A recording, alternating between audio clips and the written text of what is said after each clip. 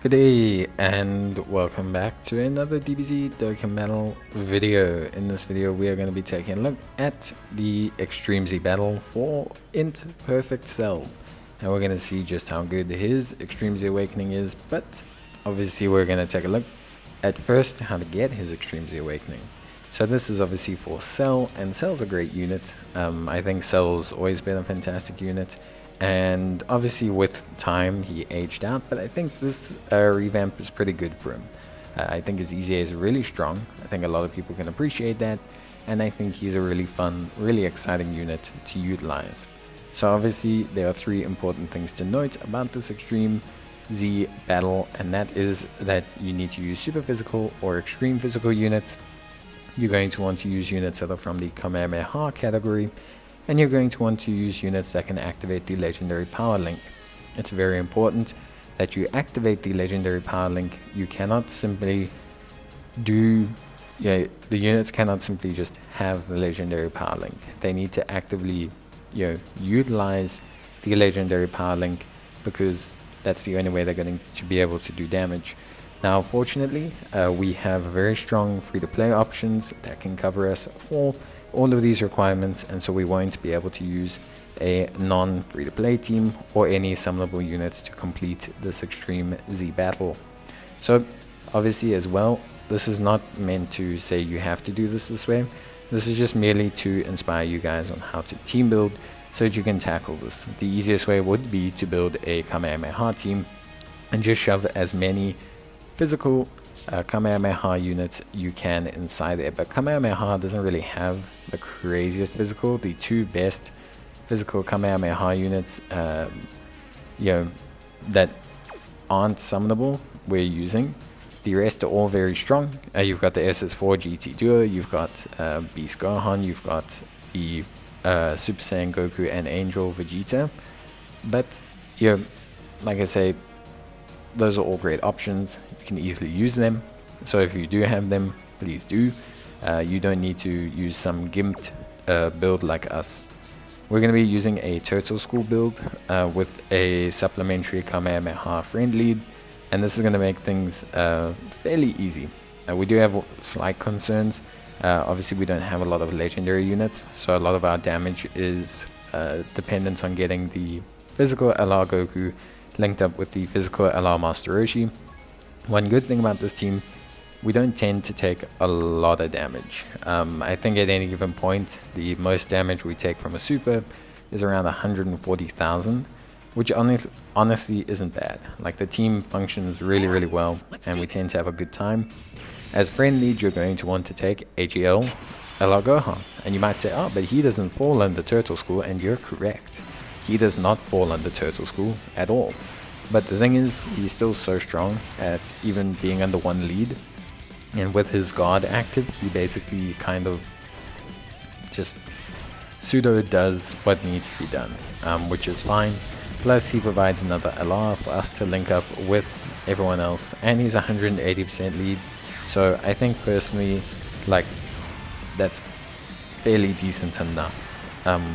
Like when I look at his overall performance and everything. So yeah, for me, I think the team does a great job.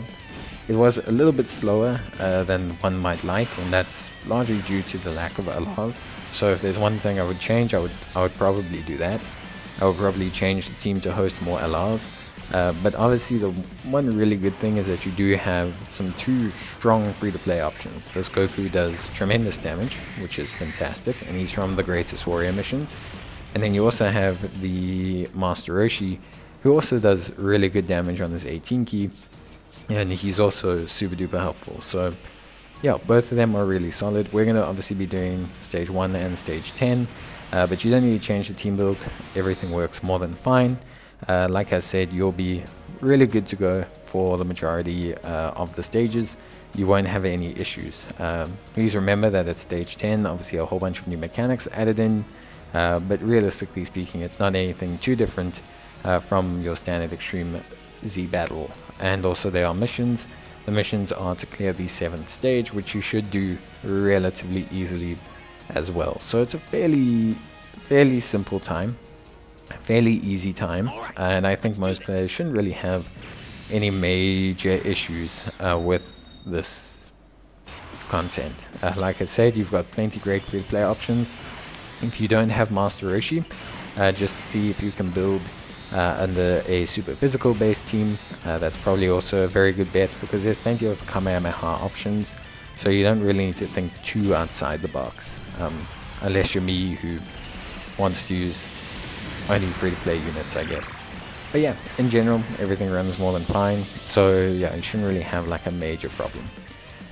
Your big priorities are linking up all your LR units, and that's really about it. In terms of like Cell and the ZZA, I think the ZZA is really solid. I do wish they would have added damage reduction or something to, like to his, forms, just because I do like, so he does have damage reduction, but it's just not, at least for me, it's not enough. But yeah, that is, we'll just have to see like how that goes. As a unit, Cell is pretty crazy. He's got that huge buff, attack and defense of 120%, and that additional defense depending on his health. He also gains huge amounts of attack per existing enemy, 30%, and he also has a high chance of launching an additional super attack. His heal being changed to being 40% from 30% is also big. 10%, that doesn't sound like a lot, but basically it's increasing your chance of occurring quite substantially. If you think about it in theory, it basically adds a whole, if 3 out of 10, you have a 30% chance to activate, now you have a 40% chance to activate. It's adding a whole nother 25% more frequency to the occurrence of this happening, which is really, really good. And if you factor in the actual damage and how things occur, the frequency of it happening is a lot more common than being at the 30% bracket, which I think is really good. And Cell's transformation is fantastic. I think they've done it perfectly. He greatly raises defense on his 12 key and on his 18 key. He has full health recovery. He changes key spheres the entire time, which is very important because he's very key based. He has key +6 and attack and defense of 180%, high chance of launching an additional super, damage reduction of 3% per key sphere obtained, attack and defense of 30% when attacking with 4 or more, an additional attack and defense of 40% with 6 or more, an additional attack and defense of 50% with 8 or more, plus an additional attack and defense of 100% and a high chance of performing a crit when using the active skill or when key is 24.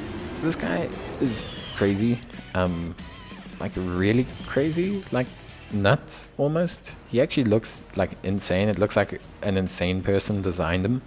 Cell at his max level can easily handle any hard content in the game.